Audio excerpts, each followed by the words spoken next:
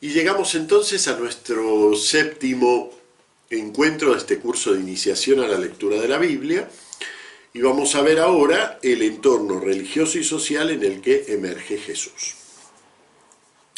Ya he dicho en la parte así de esbozo histórico de la Biblia, ya he dicho que el exilio, prácticamente abarca todo el siglo VI, es el acontecimiento fundante del mundo bíblico. Cuando Judá vuelve del exilio, ¿sí?, se encuentra, por supuesto, gente que estaba allí porque no había sido exiliada, gente de otros pueblos que habían venido a repoblar, se encuentra con los samaritanos, un grupo con el que los judíos se empiezan a llevar cada vez peor, los consideraban fuera de la tradición, digamos, de este pueblo. Reflejo de eso es en el Nuevo Testamento la parábola del buen samaritano, ¿no? Y poco a poco van reorganizando la comunidad en torno a dos hechos, a dos realidades. Uno es el templo reconstruido, que llamamos el segundo templo, y otro es la ley.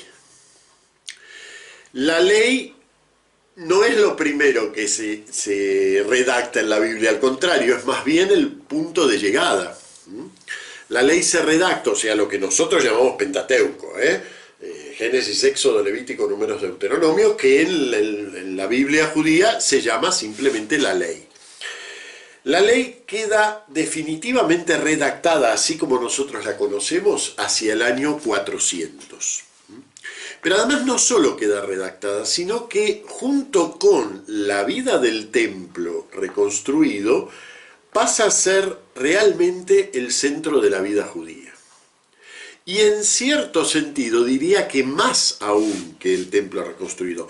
Obviamente para el judío de esta época, el templo era centro de su vida.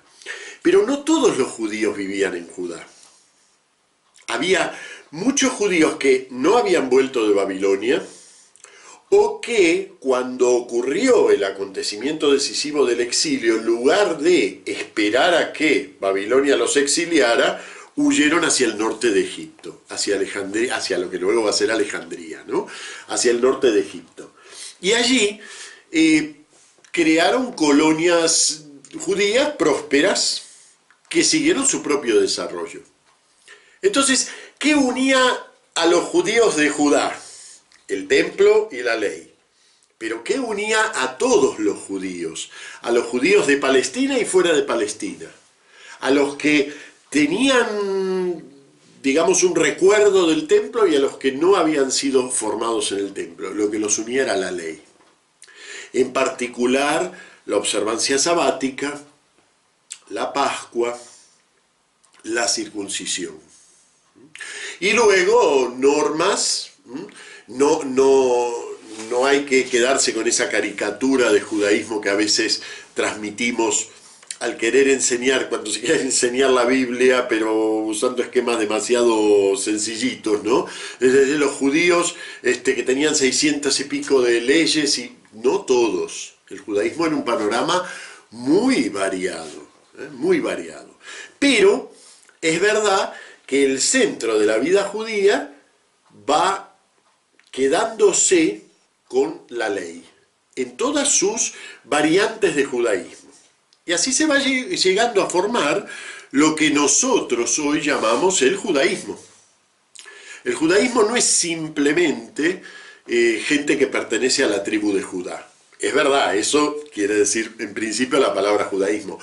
Pero por judaísmo entendemos una época de la cultura bíblica que nace ahí y continúa, en realidad continúa hasta hoy, que nace allí después del exilio y continúa, en donde el centro ya no es la posesión de la tierra, el centro ya no es las promesas, sino que el centro es la ley, el servicio a Dios a través de la ley. Bueno, y otras características. Por ejemplo, en el judaísmo nace una fuerte conciencia, precisamente porque ven la ley como aquello que los separa de los demás pueblos, nace una fuerte conciencia, digamos, de pueblo que llega a ser una conciencia incluso racial, que no es cierta, porque digamos, el judaísmo es muy variado en su composición étnica, pero llega a ser casi una conciencia étnica, para nosotros mismos hoy. Cuando pensamos en judaísmo decimos la raza judía. En realidad la raza judía no existe como raza étnica. Hay mucha mezcla a lo largo de la historia y sin embargo este judaísmo llega a pensarse a sí mismo casi en términos étnicos. Este desarrollo se va dando, pero ocurre en el 330 más o menos, un poquito más, ocurre un acontecimiento decisivo, que es la helenización del mundo. Y entonces ese acontecimiento se va a superponer a esta formación del judaísmo clásico. Se va a superponer y va a suponer también cambios en ese proceso de formación del judaísmo clásico. De hecho, los judíos que no viven en Jerusalén ni en los alrededores de Jerusalén van perdiendo muy rápidamente su idioma, el hebreo. Pasa a ser un judaísmo no solo que vive en un mundo que habla en griego, sino un judaísmo de habla griega. Tan es así que hacia el 300 los judíos de habla griega producen esta traducción de la que he hablado en el encuentro primero, esta traducción de los 70, que no es solamente una traducción, es realmente el intento de expresar en griego el ser judío. Tan es así que incluso los 70 tendrán otros libros, desde luego los mismos libros que encontramos en el canon hebreo, pero tendrán también otros libros propios, de redacción original griega, cuyo original hebreo, arameo ya a esa altura se ha perdido, porque no interesó en Palestina, interesó en la diáspora, en la dispersión, en el mundo de habla griega. Les pongo aquí un párrafo en la diapositiva 2 que me interesa pensarlo bien, ¿no? La helenización del mundo supuso un gran desafío a la conciencia judía. Fijaros que Israel a lo largo de toda su historia vivió siempre en relación con grandes imperios, siempre.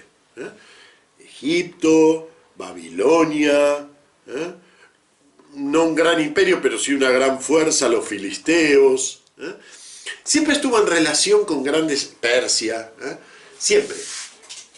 Y sin embargo, había algo de común en todos esos imperios y esos imperialismos, que es que tenían sus propios dioses, sus dioses nacionales.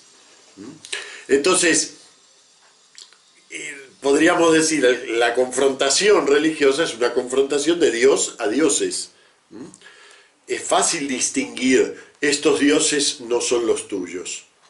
No puedes seguir a este Dios porque no es el tuyo. Es fácil distinguirlo, porque está de antemano definido como un Dios. Por supuesto, para la Biblia son falsos dioses, ¿no?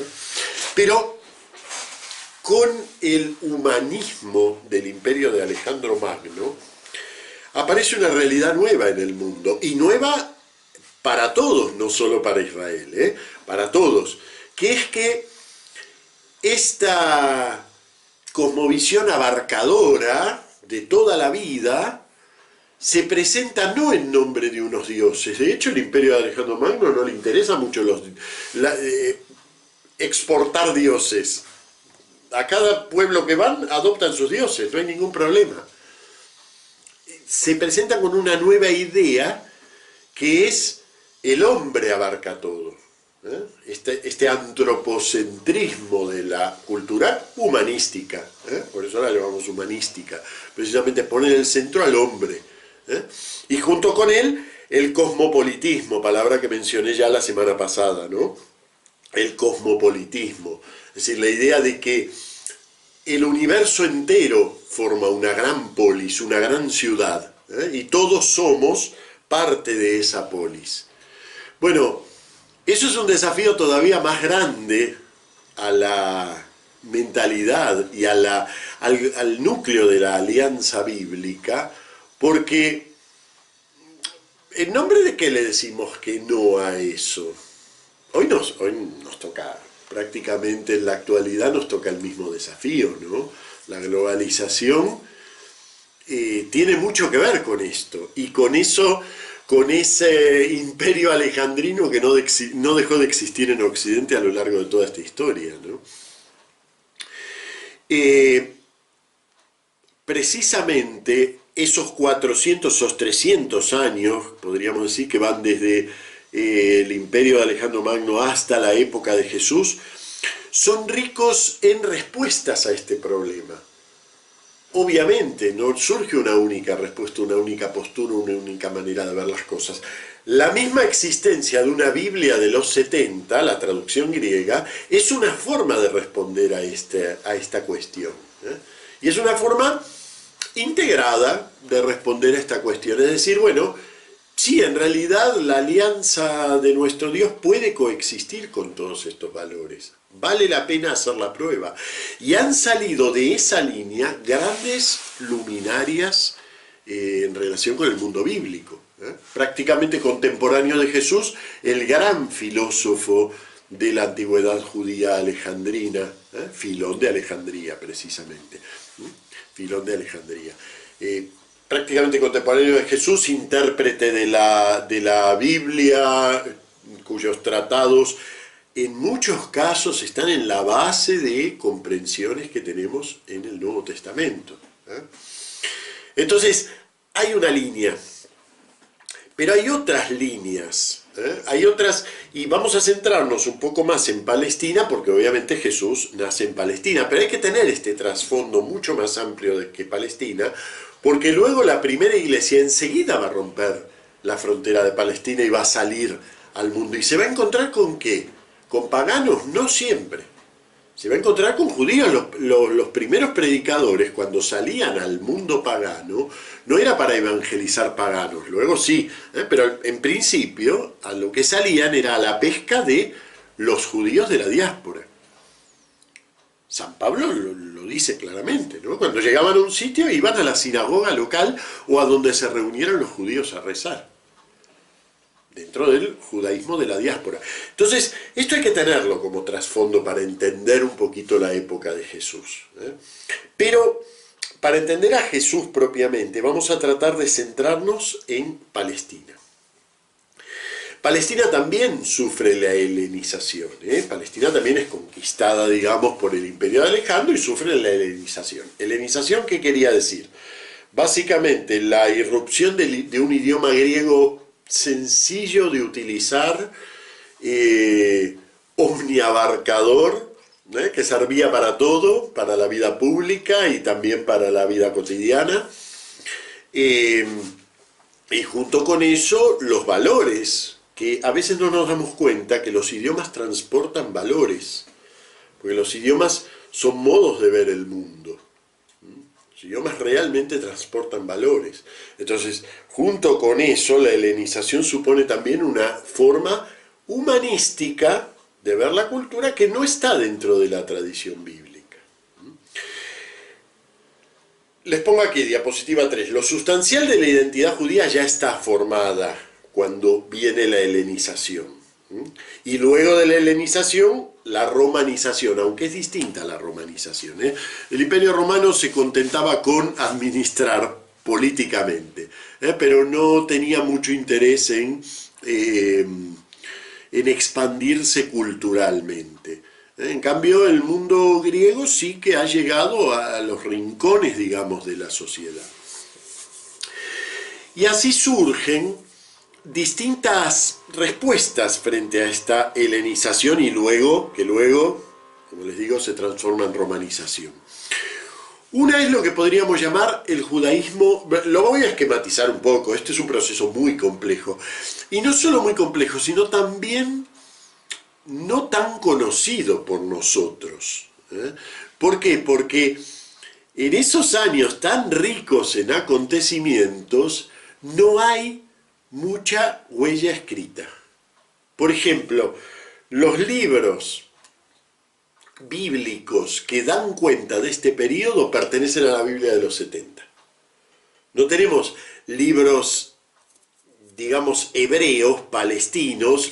Posiblemente el eclesiástico, el llamado Siracida, sí pertenece a un mundo palestino, pero su original reapareció recién en el siglo XX, o sea, su original arameo. No es un libro que haya calado en el mundo del judaísmo palestino, ha pertenecido más al mundo del judaísmo de la diáspora. Entonces no se generó una literatura tan rica como sí se generó en los periodos más antiguos de Israel. Así que lo vamos a esquematizar un poco con los movimientos que en general ya conocemos. Los conocemos por nombre a través del Nuevo Testamento, pero vamos a darle hoy un poquito de contenido. Y lo voy a dividir en tres. Un judaísmo oficial, en torno a dos partidos. Cuando digo partidos, soy consciente de que para nosotros la palabra partido pertenece al ámbito de la política, no de la religión. Pero en realidad en Palestina eso está todo mezclado. Son partidos a la vez políticos y religiosos. Tienen su forma de entender la fe y por lo tanto su modo de responder al desafío de la helenización primero y de la romanización luego. Esos dos grandes bloques son los fariseos y los saduceos, que como saben por el Nuevo Testamento están enfrentados entre sí. Ahora los voy a caracterizar. Luego hay un judaísmo de ruptura, que son la apocalíptica. Ya he mencionado la apocalíptica como movimiento en un encuentro anterior, lo vamos a caracterizar luego un poquito más, y los celotes. Y luego un judaísmo disidente. Es difícil distinguir entre ruptura y disidente, pero no son lo mismo, aunque sí que hay mucha relación entre la apocalíptica y el judaísmo disidente. Judaísmo disidente lo podemos caracterizar en torno a los esenios, a la secta de los esenios, de la cual disponemos nosotros hoy, de los documentos de Qumran, y los grupos ascéticos de tipo bautista. El que conocemos es el de Juan el Bautista, y además debió haber sido de los principales del momento en que su propio apodo es el Bautista, el que bautiza. Eso es un judaísmo disidente. Es un judaísmo que por un lado en cierto sentido está en ruptura con Palestina, pero no en lo profundo, sino en la interpretación que fariseos y saduceos hacen de la ley. En cambio, el judaísmo de ruptura busca realmente una subversión del orden religioso, o proclama una subversión del orden religioso. Bien, vamos al primero, el judaísmo oficial. Judaísmo oficial, siempre en todo esto, como ven, en estos textos abundan las comillas, porque todo son formas de decir, no existe por supuesto una afiliación al judaísmo oficial. ¿Qué era la gente que circulaba por la calle, iba al mercado a comprar patatas? ¿Qué era? ¿Era farisea, era saducea? Eran judíos.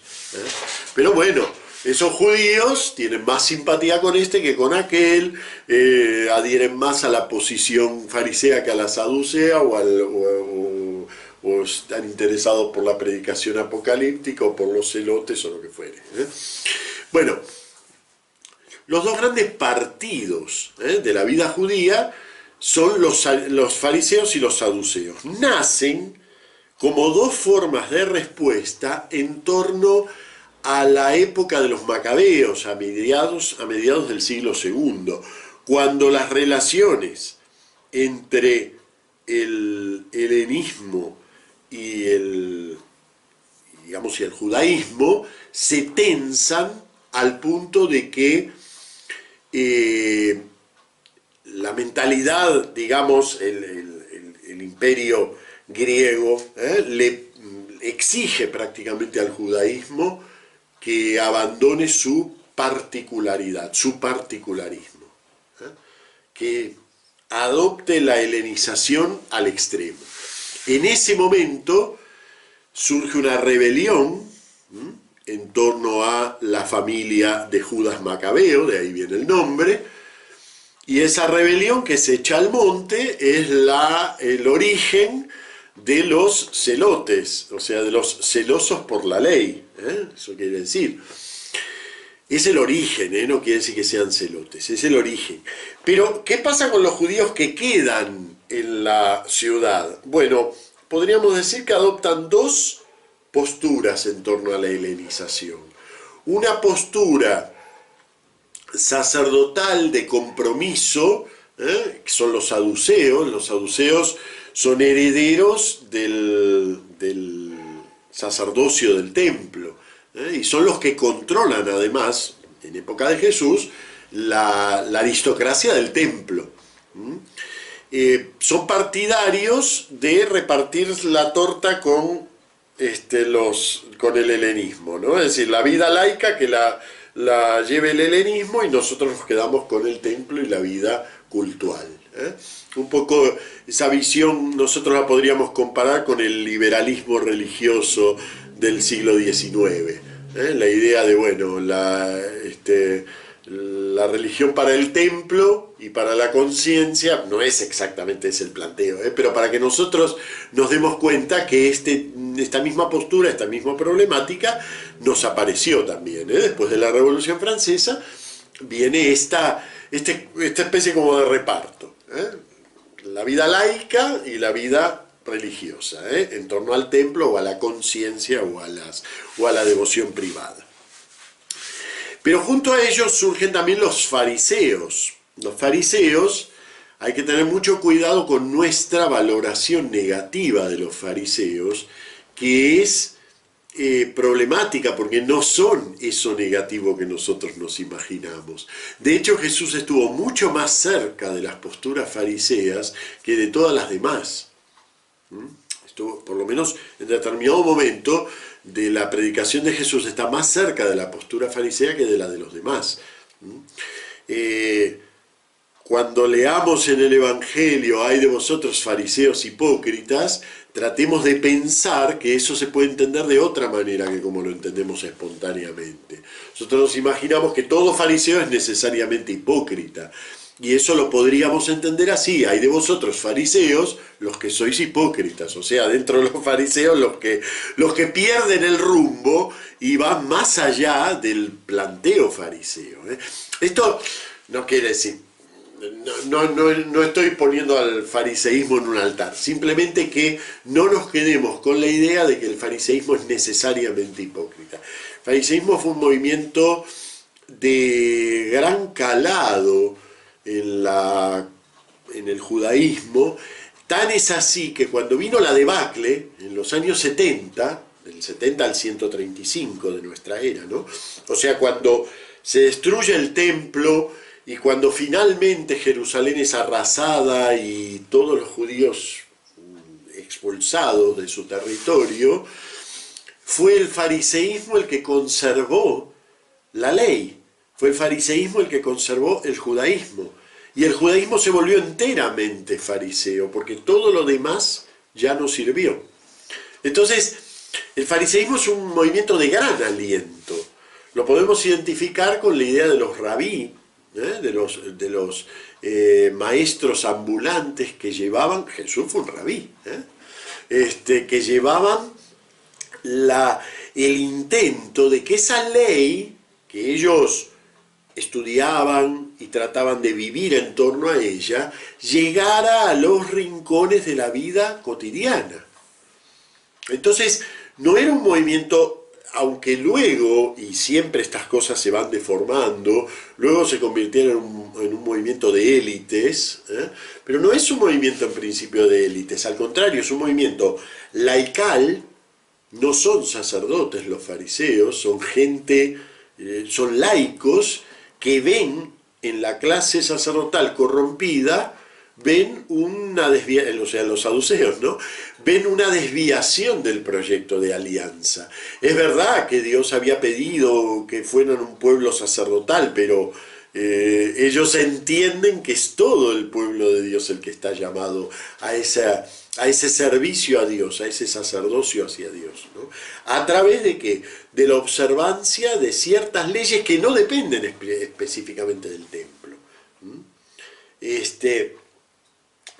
La circuncisión, la Pascua, el sábado, la observancia del descanso sabático. Es cierto que algunos de ellos vuelven esto algo puramente formal, ¿sí? Jesús les reprochará precisamente eso. Pero eso no implica que el intento fariseo sea uno de los grandes modos de tratar de realizar esa respuesta ante esta cultura avasalladora, como es el helenismo. Y realmente crean un tipo de judaísmo que puede tener contacto también con el de afuera, con los judaísmos de Damasco, de Alejandría, judaísmos que no tenían relación con el templo, pero que sí podían unirse en relación a la ley. Un judaísmo que llamaremos sinagogal. La sinagoga no es un templo, la sinagoga es una casa de oración, es una casa de encuentro comunitario, una casa de reflexión de la ley.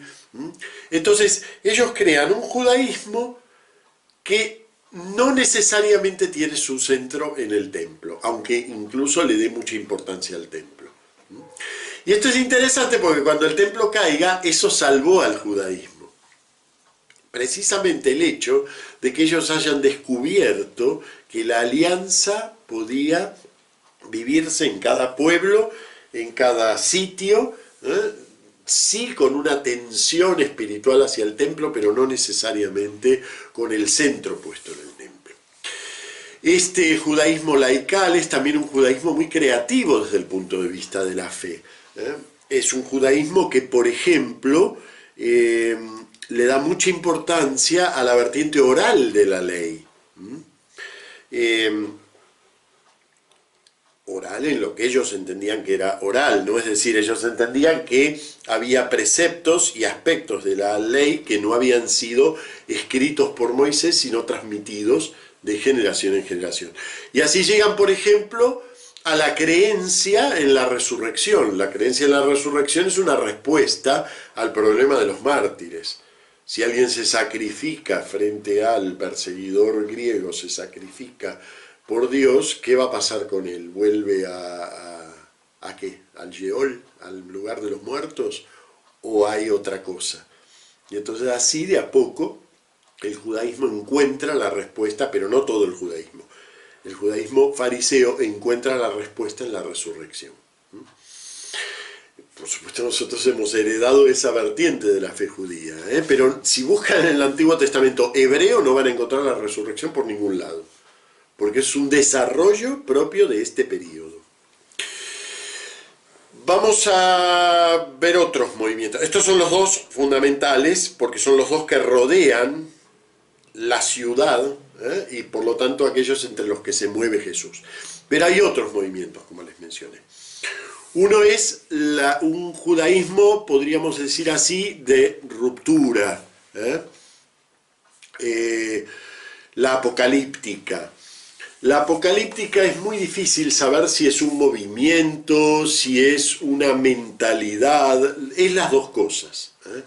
La apocalíptica es una mentalidad y en ese sentido está siempre presente, hasta hoy, hasta hoy está presente la mentalidad apocalíptica y en cada época podemos hacer un corte y decir, este grupo pertenece al mundo de la mentalidad apocalíptica. Es decir, a la idea de que a la historia no se la salva dentro de la historia, sino que tiene que romperse esa historia e irrumpir desde afuera una salvación radical, y para poder irrumpir tiene que destruirse todo. Es decir,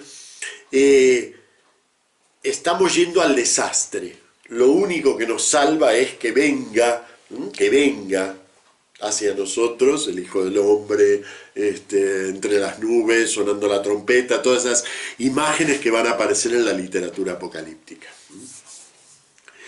Pero la apocalíptica es, además de una mentalidad que aparece en todas las épocas, frente a los grandes cambios sociales, frente a los grandes cambios culturales, en nuestra época frente a la aceleración del cambio cultural, es también un movimiento específico,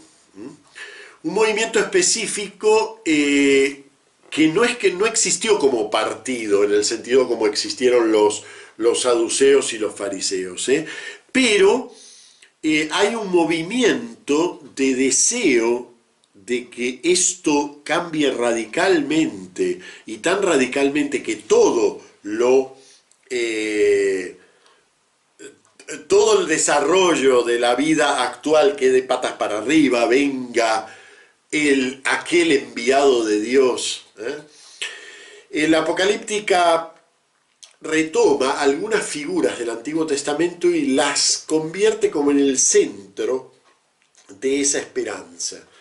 La figura del Mesías, la figura del rey que Dios va a nombrar, y va a volver a instaurar el mesianismo en general de tipo davídico, o sea, basado en un heredero legítimo de David, pero no es la única esperanza que aparece en el horizonte de esta apocalíptica judía. La idea del profeta escatológico, el profeta que Dios va a mandar, y que va a regir al pueblo de una manera directa, es decir, él va a traer la palabra directa de Dios, va a romper con este mecanismo de mediaciones, y va a traer directamente la palabra. Ahí en los grandes símbolos que aparecen son Enoc, la vuelta de Elías, el profeta escatológico de Deuteronomio 18.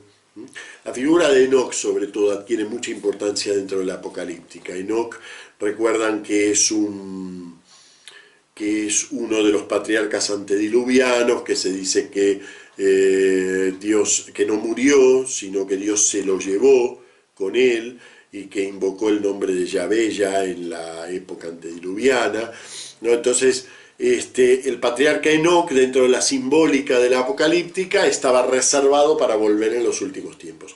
Hay una rica literatura apocalíptica enóquica, tiene su centro en la figura de Enoc.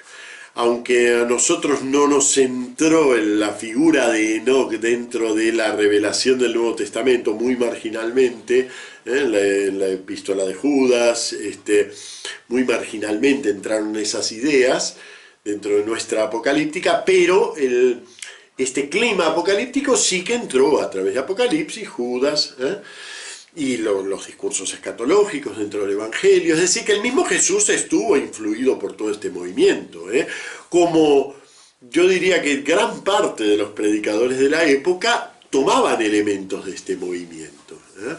Bueno, muy bien.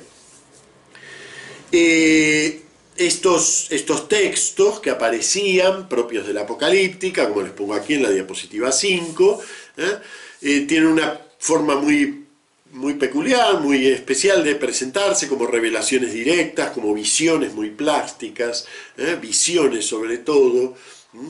Y claro, eso nos lleva a que la apocalíptica también la tengamos que considerar un verdadero género literario. O sea, cuando nos preguntamos ¿a qué género pertenece en la Carta de los Romanos? Bueno, por ejemplo, puede ser un tratado teológico. ¿A qué género pertenece la Carta de los Gálatas? Bueno, puede ser una disputa teológica. En los evangelios, bueno, pues género sui generis, es un evangelio. Los evangelios son un género sui generis, como ya veremos. Bueno, ¿y a qué género pertenece la apocalíptica?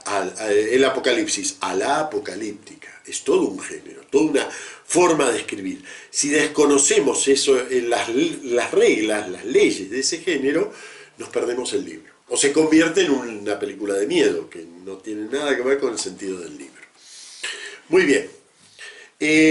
Movimientos disidentes, principalmente conocemos a los esenios. Los esenios tienen mucha relación con la mentalidad apocalíptica, pero no es el desarrollo de la apocalíptica.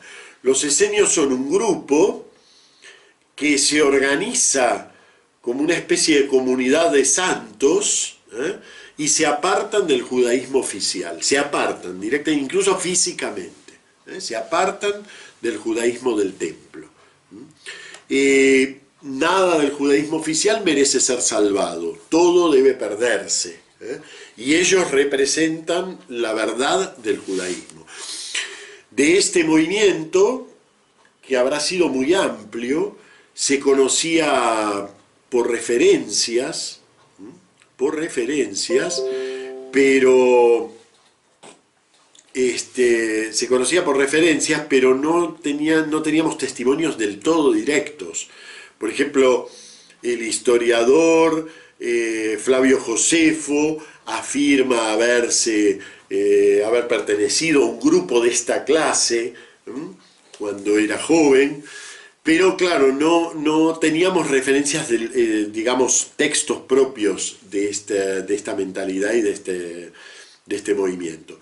Hasta que, como saben, en el 49 se encuentran las cuevas de Qumran, un poco por casualidad, y se empiezan a desenterrar. Hasta hoy se siguen desenterrando y descifrando documentos, son miles.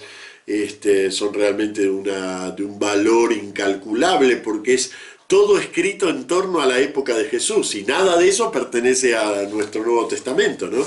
Entonces es una riqueza parcial, porque no nos muestra cómo era todo el judaísmo, nos muestra cómo era el judaísmo disidente de la época de Jesús. Pero a través de él conocemos también las críticas al templo y por lo tanto indirectamente podemos conocer cómo se movía el judaísmo palestinense, ¿no? Realmente las cuevas de Qumran cambiaron nuestra percepción del judaísmo, que era una cosa muy esquemática. Por ejemplo, fariseos, saduceos lo conocíamos más por el Nuevo Testamento, que tiene una valoración negativa. Lo conocíamos, bueno, un poquito por Flavio Josefo, pero no había un testimonio tan directo. Bueno, ahora todo eso con Qumran. Qumran es una mina de conocimiento bíblico. Hay grandes ediciones de los textos de Qumran, incluso en castellano. Afortunadamente uno de los grandes especialistas en Qumran es de origen español, así que aunque él no publica obviamente en español, porque estas son publicaciones internacionales que se suelen hacer en inglés, pero cada tanto publica algo en español, ¿no? Entonces vale la pena conocer un poquito la cuestión de Qumran. Estoy tratando de acordarme ahora de memoria el nombre del hombre pero mi memoria me falla aquí. Enseguidita lo digo. Florentino, aquí está, Florentino García Martínez. Ese es diría que el gran especialista en Qumran. Bien, tenemos entonces ahí un poquito caracterizados los esenios, pero también no es el único disidente. Hay también por Palestina grupos que invitan a la conversión, sienten que hay una especie de urgencia por volver a Dios. Y dentro de eso está la predicación del que conocemos nosotros como Juan el Bautista. Juan el Bautista fue un personaje de gran importancia en la época de Jesús, de gran importancia que para nosotros resultó domesticado, porque en los evangelios lo presentan incluso como primo de Jesús, el evangelio de Lucas, un primo muy lejano, pero primo, digamos, familiar de Jesús, y en un puesto de inferioridad a Jesús. Pero claro, esa es la mirada que tiene el Evangelio, ¿no? Juan el Bautista tuvo una vida propia como predicador, ¿no? Tan es así que, en general, los especialistas del Nuevo Testamento están bastante de acuerdo en que Jesús tuvo que haber tenido algún periodo de discipulado en donde él fue, no Juan de él, sino él fue discípulo de Juan el Bautista. A través del cual, digamos, retoma el bautismo bautismo, ¿no? Como un rito, porque Juan el Bautista es el que inventó el bautismo que nosotros conocemos, por eso además se llama el Bautista. A veces confundimos el bautismo con un baño, con una ablución ritual judía, pero no lo es. Las abluciones rituales judías siempre las realiza el ministro, es el mismo que hace la ablución. O sea, si yo me tengo que lavar para quitar la impureza, soy yo el ministro, yo me lavo. A lo sumo puede haber un asistente, pero el ministro soy yo. Pero en cambio, el bautismo de Juan representa una novedad porque necesita de dos. O sea, el ministro, el que administra, no es el propio destinatario, ¿no? Necesita de dos. Y eso es una novedad dentro de la ritualidad judía. Y es interesante que ese aspecto pasa a nuestra fe, ¿no? Entonces, bueno, acá hay muchas cosas, no surge de manera inmediata de los evangelios que Jesús haya sido discípulo del Bautista, pero explicaría muchos aspectos del origen de nuestra fe el considerar esto, que Jesús fue un tiempo discípulo del Bautista, ¿no? Bueno, ¿conocemos a Jesús históricamente? En realidad no.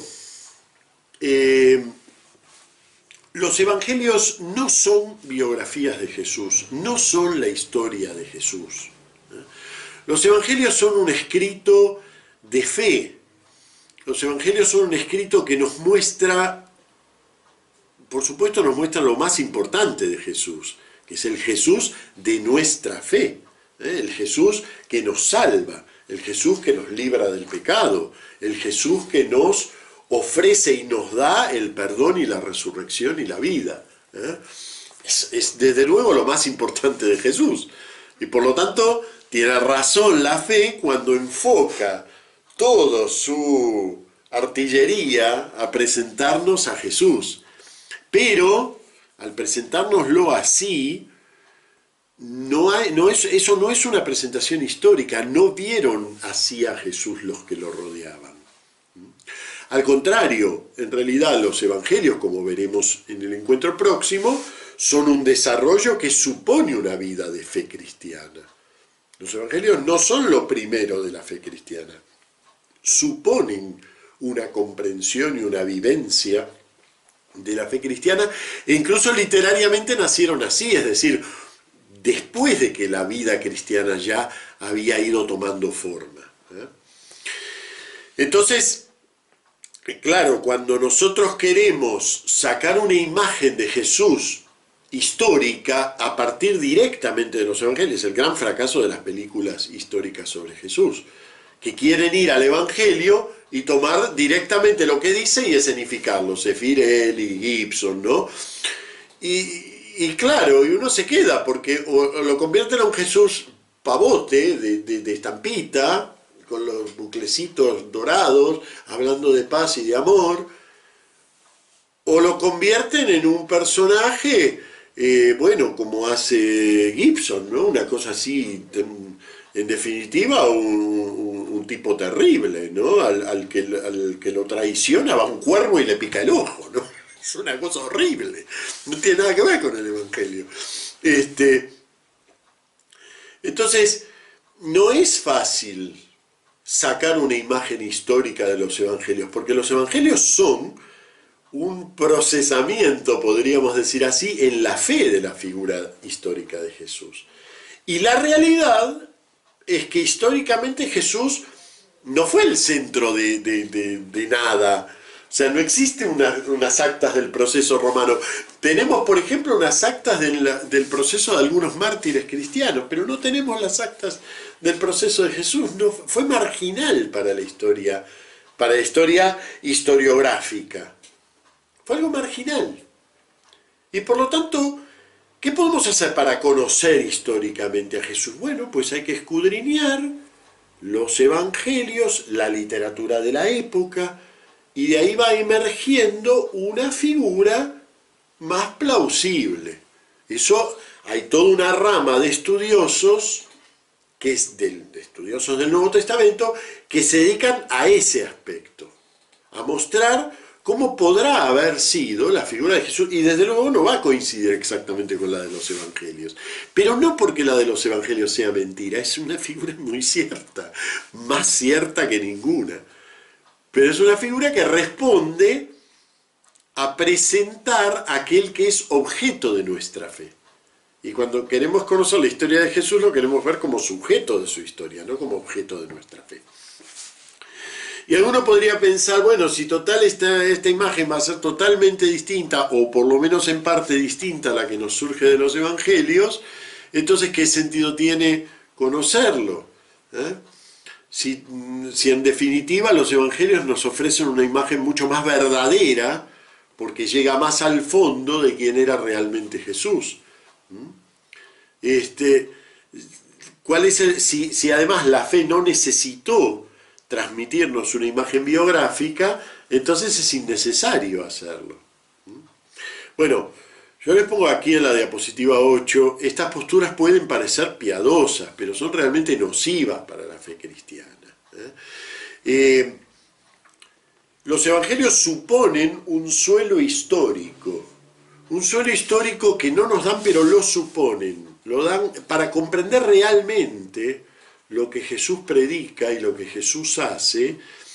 Realmente nos hace falta ese suelo histórico, incluso hasta para comprender cómo podía ser una boda en la época de Jesús y entender el fondo teológico de un relato como las bodas de Caná, ¿no? Incluso eso. Y además, en definitiva, cuando una época tiene una inquietud de conocimiento, lo que hay que hacer es seguir esa inquietud. Eso es lo humano, lo correcto humanamente. Mientras que negarse no, porque eso me puede dañar el conocimiento, es realmente lo contrario de un Dios que se encarnó de verdad. Y como Él se encarnó de verdad, las inquietudes que van surgiendo en nuestra historia, por ejemplo, la inquietud por conocer a Jesús históricamente, son inquietudes legítimas, a las que hay que seguir. Bien. Diapositivas 9 y 10 resumen un poquitito lo que podemos hoy más o menos afirmar históricamente sobre Jesús, sobre todo la diapositiva 10. Que es Galileo, de eso no hay ninguna duda, él y todo su movimiento es Galileo. De hecho, si vamos al primero de los 4 evangelios, el Evangelio de San Marcos, el primero en escribirse, hay como una cierta...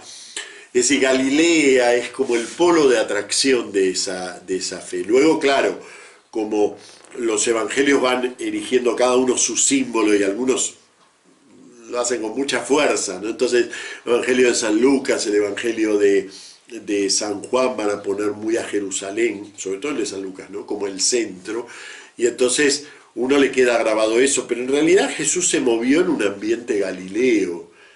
¿Y qué es un ambiente galileo? Pues es un ambiente de provincias, es un ambiente de la periferia, no del centro. Galilea, ahí tienen un mapa, en la diapositiva 11 hay un mapa. Galilea, como pueden ver, queda bastante lejos de lo que es el centro de la vida religiosa judía, que estaría en Jerusalén. Galilea es al norte y es una región de provincias. Eso, para mí, ese es el rasgo más propio, ¿no?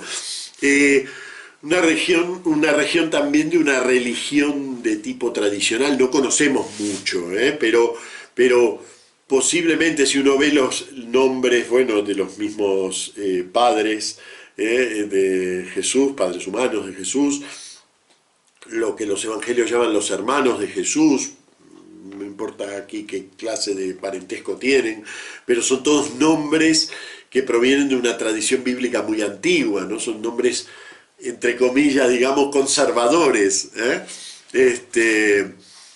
Entonces, de una familia que es también una familia artesana, ¿no? Es decir, que es una religión de provincia. Y es interesante porque, claro, nosotros lo vemos como el gran judío reformador que rompió con todo, y lo más probable es que Jesús no haya sido visto así. Sin embargo, ¿por qué terminó rompiendo con todo? Porque entró en la raíz de esa religión tradicional y sacó a la luz el fondo de esa religión tradicional, la cercanía de Dios, el perdón de Dios, la centralidad de Dios en la vida del hombre. Pero la religión en la que se mueve Jesús es una religión tradicional, hecha de nombres tradicionales, evocaciones. ¿Cuál fue la relación con Juan el Bautista? No lo sabemos de manera directa. Como les dije, en general los estudiosos están claros de que Juan el Bautista fue de alguna manera, por algún tiempo o lo que fuere, mentor de Jesús, y quizás a través del movimiento de Juan el Bautista le llegaron a Jesús temas y argumentos que son propios de la secta esenia, de los esenios, de Qumran, donde también aparecen un vocabulario que luego va a aparecer en el Nuevo Testamento, como la importancia y la búsqueda y la expresión de la nueva alianza.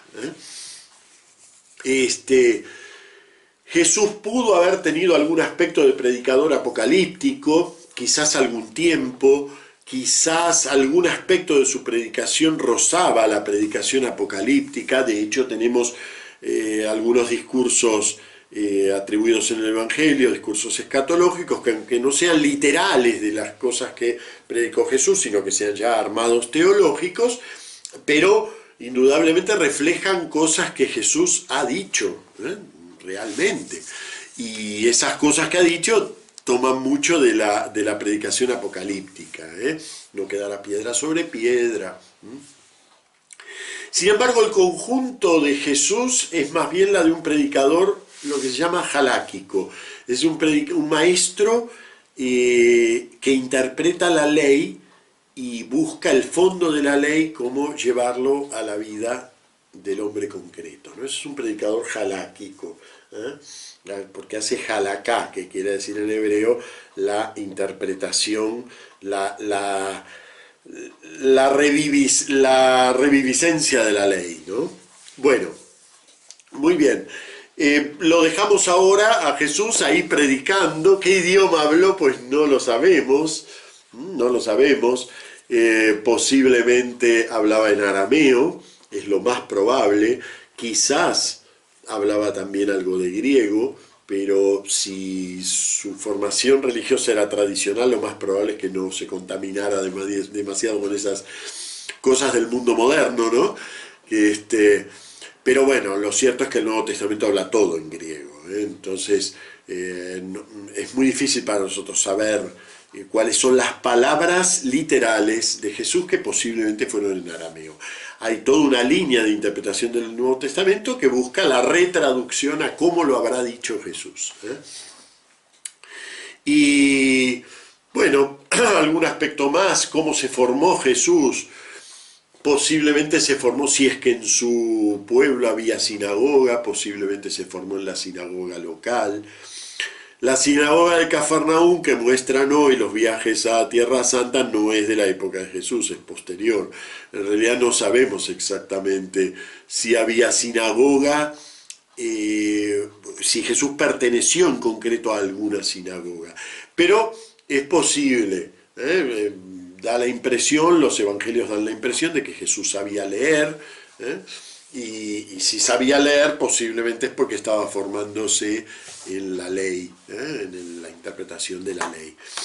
Jesús aprendió como nosotros, porque Jesús fue verdadero hombre, y lo dice el propio Evangelio de San Lucas, ¿no? Que Jesús iba creciendo en sabiduría y también en estatura, en las dos cosas, ¿no? Jesús necesitó aprender, y lo que no aprendió no lo sabía, porque por más que sea Dios, el conocimiento que él desarrolló entre los suyos es un conocimiento en la plenitud de un ser humano, porque él se encarnó realmente, fue verdadero hombre. Y no tenemos que dudar nunca de eso, porque si no convertimos a Jesús en un Superman que no lo es. Jesús no es Superman, Jesús es la plenitud del hombre, porque en él habita la plenitud de la divinidad. Bueno, muy bien, y con esto cerramos nuestro capítulo de una muy pobre, porque hay mucho más para ver. Cada temita de esto abre una serie de comprensiones y de reflexiones y de textos que habría que leer, textos de Qumran. Pero bueno, lo que se puede, por lo menos para aproximarnos un poquito, antes de cerrar nuestro curso con una imagen de la formación del Nuevo Testamento, que será el contenido del